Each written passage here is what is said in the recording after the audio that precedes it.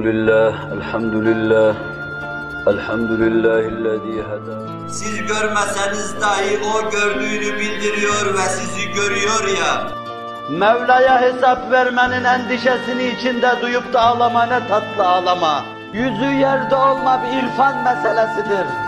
Bir bilme meselesidir. Vallahi der ki ya Abbas yüzüme basıp oğlu yerine koyacaksın. Çünkü o Resul-i Ekrem'in eliyle konmuştur oraya. Ya Ömer şahit ol ki Rabbim bana o iki cenneti cennette iki defa verdi. Allah'ım beni insanlar nazarında büyük, senin nazarında küçük eyleme diyor.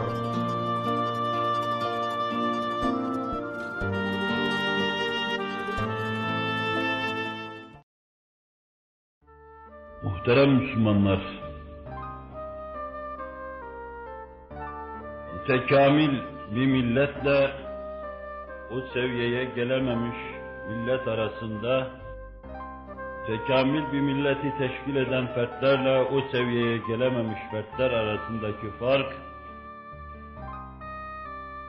birisinin günahtan kaçması, kötülükleri yapmaması, kendisine anlatıldığı için, ihtar edildiği için onlardan uzak kalmasıyla, berikinin böyle bir irtikap ve iktisapta bulunduktan sonra kendi kendini affetmemesiyle birbirinden ayrılır. Cemaatler vardır ki o cemaati teşkil eden fertler, o cemaatin uzuvları, irtikap ettikleri şeyin ıstırabını işlerinde cehennem gibi yaşarlar. Cehenneme gitmeden onların vicdanları, onların iç yapıları onları tazip eder. İnsanlarda vardır ki ancak siz onların arkasına takacağınız bir kısım muhafızlarla, harislerle, bekçilerle, polislerle onları nizam ve intizam altında bulundurabilirsiniz.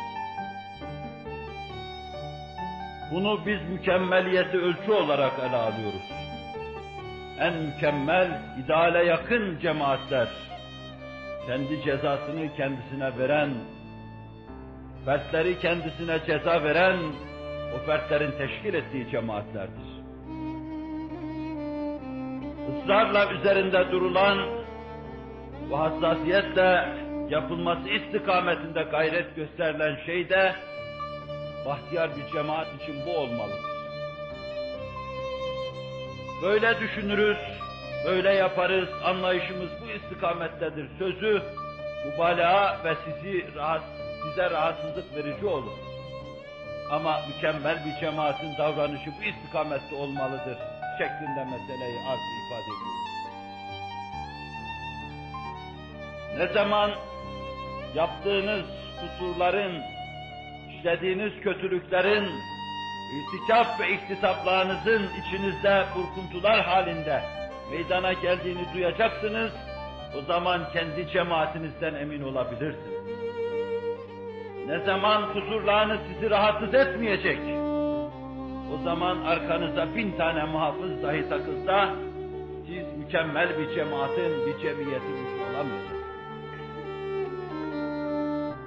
Mükemmel bir cemaat, cemiyet ve milletin uzvu olmanın yolu budur. Her fert kendini mesul bilecek ve yaptığı kabahatler içinde alev alev cehennem gibi kendisini hissettirecek. Vicdan mustarip olacak. Lezzetler ekşi ve iç burkuntusu verici mahiyette kendisini hissettirecek. Mükemmel cemiyetin duyacağı şeyler bunlar. İşte Resul-i Ekrem Aleyhisselatü Vesselam'ın etrafında en mükemmel bir insicam halinde örülen o mükemmel cemaati biz mükemmeliyetini bu ölçülerle ele alıyor ve bu mükemmeliyette görüyoruz. Daha sonraki devirlerde cemaatler onlara yaklaştıkları nispetle mükemmel olabilmişlerdir. Onlardan 20. asırda olduğu gibi cemaatler uzaklaştığı nispetle de mükemmeliyeti kaybetmişler. Bir sahabi bir kusur irtikab eder. O kusuru içinde alev alev yanan bir cehennem halinde kendisini hissettirir. Yeme, içme, her şey unutulur adeta.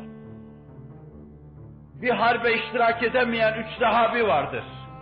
50 gün bunları adeta aç, susuz evlerinde ağlarken görürüz. Hilal'in hanımı Resul-i Ekrem Aleyhisselatü Vesselam'a yaşlı kocasına hizmet etme iznini almak üzere gittiği zaman Allah Resulü, efendin sana yaklaşmayacak, izin veriyorum ama sana yaklaşmayacak. Kadın aynen şöyle demişti. Ne yaklaşmak ya Resulallah? Siz bu boykotu yaptığınız andan itibaren, alakayı kestiğiniz andan itibaren Hilal ne yemede, ne içmede, ne de uyumaktadır. Mütemadiyen ağlayıp durmaktadır diyordu. Resul-i Ekrem'in alakasıyla beraber Allah Celle Celaluhu rahmet alakasını kestiyse bir insan hayatının sonuna kadar ağlamalıdır. İnsan bunu vicdanında duyması çok mühimdir. Resul-i Ekrem Aleyhisselatü Vesselam Saadet Mescidinde, Saadet Meclisinde oturuyor. Daima gezerken zaten öyle gezerdi. Bir omuzu daima düşük, mütevazi bir insan havası edası içinde dolaşır. Hazreti Ebubekir mescitten, meclisten içeriye giriverdi. O kadar yıkık, o kadar döküktü ki vaziyetine bakan Resul-i Ekrem Aleyhisselatü Vesselam hemen bir şey olduğunu anlamıştı. Gelir gelmez de huzuru Risalet Benahi'de diz çöktü, ayaklarının bağı çözüldü. Yalvarır bir edayla, yakarır bir edayla şöyle diyordu. Ya Resulallah, Ömer'le aramızda bir huzursuzluk oldu. Ben sözlerimden öyle anladım ki onu kırar gibi oldum. Ve sonra da pişman oldum. Kalktım, kapısına kadar gittim. Kapısını vurdum, bana hakkını helal et dedim. O bir şey söylemedi bana. Helal etmezse nasıl olur Allah'ın huzurunda halim? Bunu arz etmeye geldim. O durumunu arz ederken Ömer de aynı vicdan azabını duymuştu çoktan. Biraz sonra kırık dökük o da arkadan hemen gelivermişti oraya. O da geldi. Resul-i Ekrem Aleyhisselatü Vesselam'ın yanında dize çöktü. Ya Resulallah affet diyordu. Ebubekir kapıma kadar geldi, hakkımı helal etmedim ona. Ve fakat sonra müteessir oldum. Allah Resulü kaşlarını çattı, arkadaşımı bana bırakmayacak mısınız diyordu. Hepiniz terk ettiğiniz zaman o benimle beraberdi. Siz hepiniz puta taparken o Allah birdir diyordu. Alem bana karşı çıkarken o benim yanımda duruyordu. Sahibime hala dokunmadan vazgeçmeyecek misiniz? Manzaranın mekamet kesbettiğini gören Hazreti Ebubekir kalktı, diz çöktü ve şöyle dedi. Ya Resulallah, kusur onda değil bendeydi diyordu. İnsanlar bu kadar arı, bu kadar duru, düşünceler bu kadar müstakim ve hesap burada bu kadar açık ve seçik yapılıyordu. Böyle bir adamın defteri olmaz. Böyle bir insanın ahirette kendisini mahcup edecek hesap defteri olmaz. Hesap, her şey dünyada bitmiştir.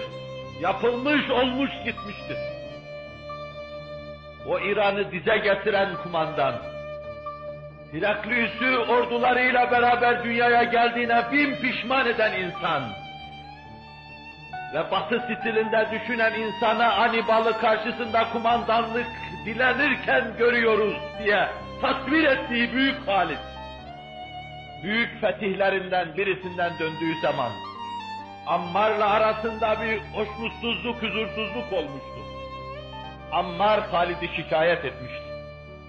Şer'i bir hata görüyordu, kendisinde şikayet etmişti. Allah Resulü sallallahu aleyhi ve sellem, ashabıma söven benden değildir diyordu. Ammar'a dokunamazsınız diyordu. Koskoca kumandanı sarsıyor, örseliyordu. Biraz sonra o büyük kumandan, imparatorları dize getiren kumandan, Ammar'ın eteklerinden tutmuş yüzünü yerlere sürüyordu. Ya Resulallah bağışla diyordu. Ammar hakkını helal et diyordu. Hak karşısında boyunlar bu kadar ince, beller bu kadar münkat, hakikate bu kadar teslimiyet havası ve hahişkarlığı vardı. Dert lokum haline gelmiş. İnsanın ağzını gözünü incitmeden hazmedilebilecek hale gelmiş. Hesaplar çarçabuk. el çabukluğuyla burada yapılıyor ve her şey bitiyordu.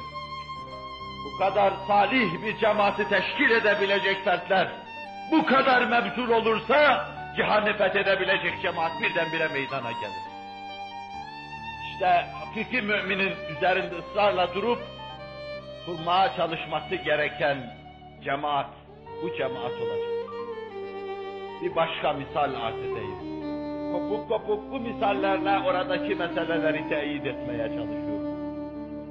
Hazreti Ayşe ki kâmetine aklımız ermez.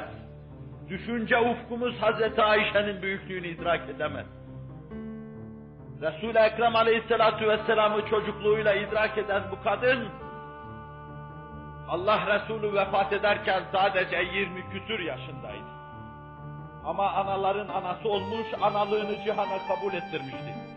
O kadar kabul ettirmişti ki, onun muhterem babası bile ona ya ummah derdi, anacığım derdi. Resul-i Ekrem'in zevceleri arasında mualla bir yeri vardı. Batın ilminin, hakaik ilminin Resul-i Ekrem'den insanla intikamı için Kabe'nin üzerindeki altın oluktan mukaddes bir altın oluk haline gelmiş. Her şey adeta tabiine Hazreti Ayşe'den geçiyordu.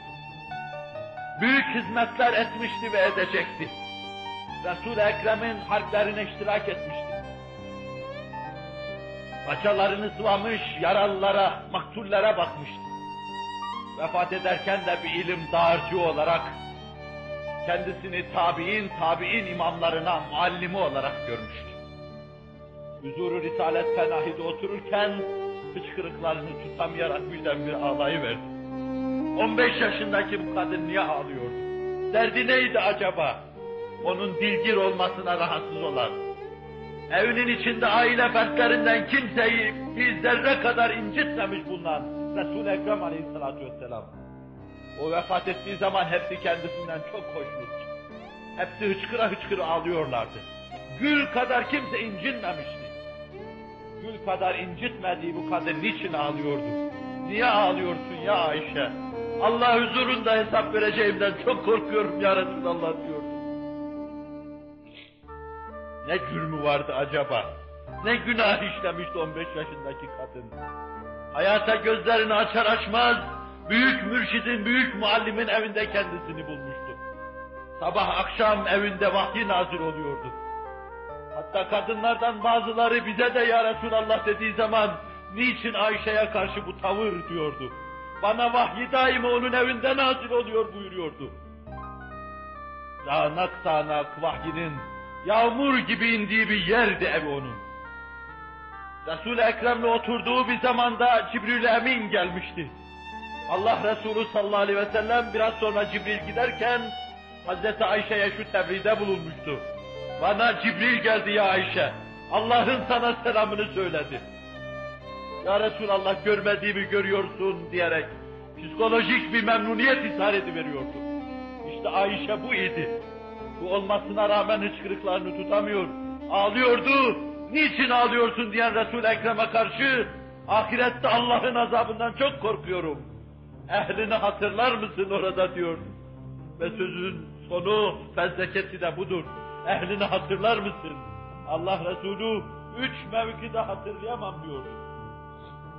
Hesabın şiddetli hengamında, mizanın vazife yaptığı anda ve sırattan geçildiği hengamda hatırlayamam ya Ayşe diyordu.